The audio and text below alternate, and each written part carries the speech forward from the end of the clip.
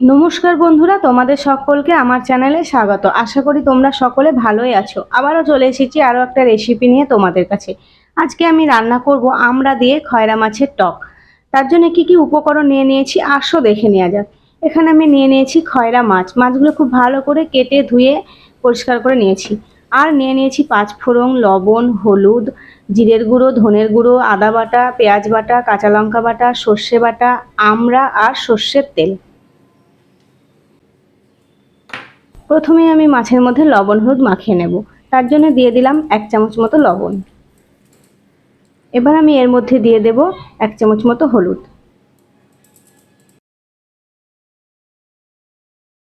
খুব ভালো করে মাছের মধ্যে লবণ হলুদটা এবার মাখিয়ে নেব। খয়রা মাছ আমড়া দিয়ে টক করলে খেতে কিন্তু খুবই ভালো লাগে। মাছের মধ্যে আমার লবণ হলুদ মাখানো হয়ে গেছে। এইদিকে ততক্ষণ আমি গ্যাসের মধ্যে ফ্রাই প্যান বসিয়ে দিলাম। এবার আমি এর মধ্যে দিয়ে দেব সর্ষের তেল। তেলটা কিন্তু খুব ভালো করে গরম করে নিতে হবে।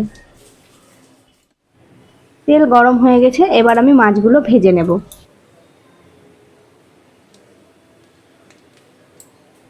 এক এক করে মাছগুলো তেলের মধ্যে দিয়ে দেব। তোমরা কে কে আমার মতো টক খেতে ভালোবাসো? আমি কিন্তু টক খেতে ভীষণ ভালোবাসি।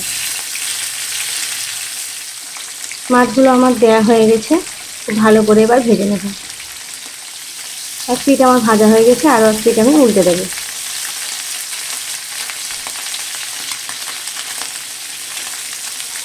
এতে খুব ভালো করে আমার উল্টে দেওয়া হয়ে গেছে।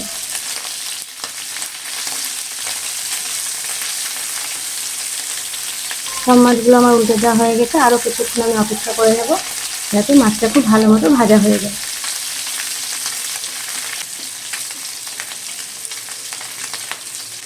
মাছটা কিন্তু আমি এপিট ওপিট খুব ভালো করে ভেজে নিয়েছি। এবার আমি তুলে নেব।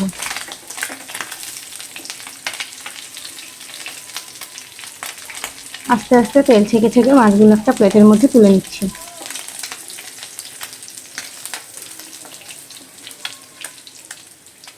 সমস্ত মাছগুলো আমার তুলে নেওয়া হয়ে গেছে।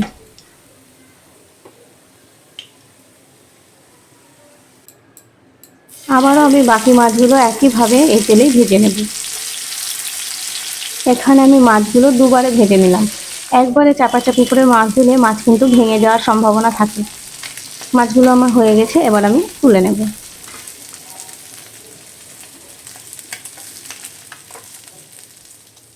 সমস্ত মাছগুলো আমার তুলে নেওয়া হয়ে গেছে। সব মাছগুলো খুব ভালো করে আমি ভেজে নিয়েছি। ওই কড়াইয়ের মধ্যে আরও একটু সর্ষের তেল আমি দিয়ে দেব।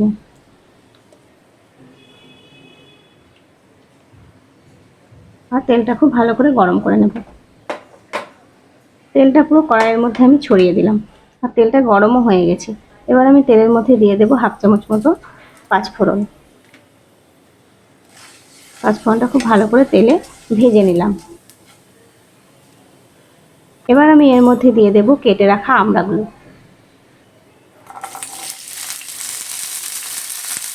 এবার আমি আমড়াটা খুব ভালো করে নেড়ে চেড়ে তেলে ভেজে নেব।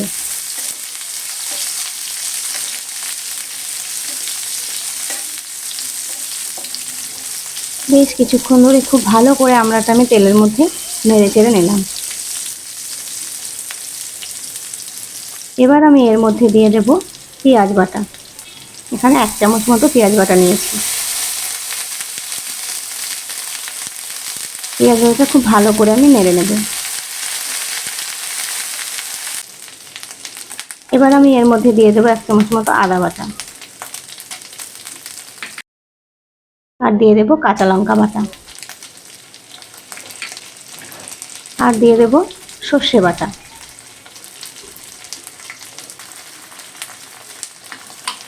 আর দিয়ে দেবো 1 চামচ ধনের গুঁড়ো, জিরের গুঁড়ো, আর পরিমাণ মতো হলুদ, আর দিয়ে দেবো স্বাদ মতো লবণ।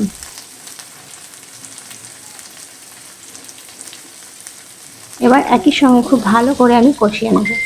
অল্প পরিমাণে মশলা ধোয়া জল একটু দিয়ে দিলাম। এবার খুব ভালো করে আমি কষিয়ে নেব। মশলাটা খুব ভালো মতো আমার কষানো হয়ে গেছে। এবার আমি এর মধ্যে দিয়ে দেব অল্প পরিমাণে জল।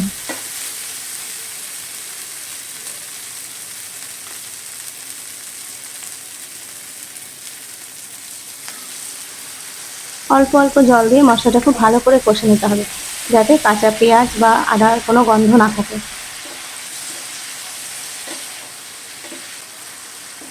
এটা কিন্তু বেশ কিছুক্ষণ ধরে খুব ভালো করে আমি কষিয়ে নেব।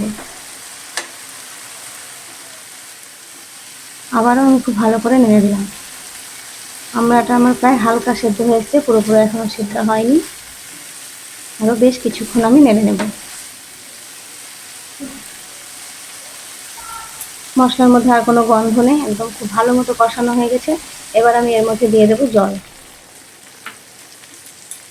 আবারও আমি খুব ভালো করে নেড়ে দেবো।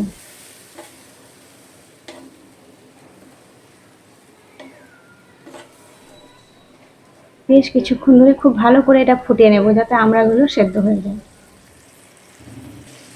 আরও একটু জল আমি এর মধ্যে দিয়ে দিলাম।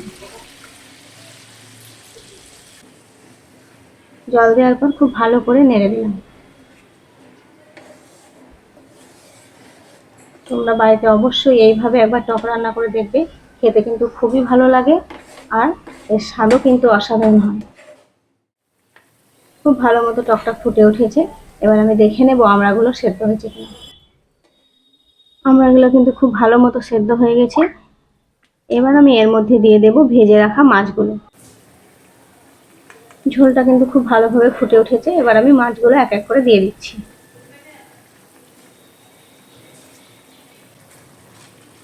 সমস্ত মাছগুলো আমার দেওয়া হয়ে গেছে। এবার আমি খুব ভালো করে নেড়ে চেড়ে মাছগুলো ঝোলের মধ্যে ডুবিয়ে দেব, যাতে মাছের মধ্যে খুব ভালো করে টক ঝালটা ঢুকে যায়। ঝোলের মধ্যে মাছ দেওয়ার পর খুব ভালো করে ফুটিয়ে নিতে হবে, নইলে কিন্তু ঝোলের টেস্টটা খুব একটা ভালো হবে না। ভালো করে আমি এটা কিন্তু ফুটিয়ে নেব। দেখতেই পাচ্ছ খুব ভালো করে আমার ফোটানো হয়ে গেছে। মাছগুলো কি সুন্দর ঝোলের মধ্যে ডুবে ডুবে গেছে। এবার আমি খুব ভালো করে এটা নেড়ে চেড়ে বেশ কিছুক্ষণ ধরে ফুটিয়ে নেব।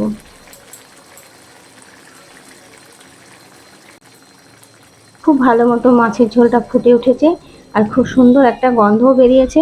মাছ আমার হয়ে গেছে, এবার আমি নামিয়ে নেব। আমার এই আমড়া দিয়ে খয়রা মাছের টক রান্নার রেসিপি তোমাদের ভালো লাগলে ভিডিওটিতে একটি লাইক আর চ্যানেলটি সাবস্ক্রাইব করা না থাকলে চ্যানেলটিকে অবশ্যই সাবস্ক্রাইব করে পাশে থাকা বেল আইকনটি ক্লিক করে অল করে দেবে, যাতে আমার ভিডিও নোটিফিকেশন সবার আগে তোমাদের কাছে পৌঁছে যায়। এতক্ষণ আমার পাশে থাকার জন্য ধন্যবাদ।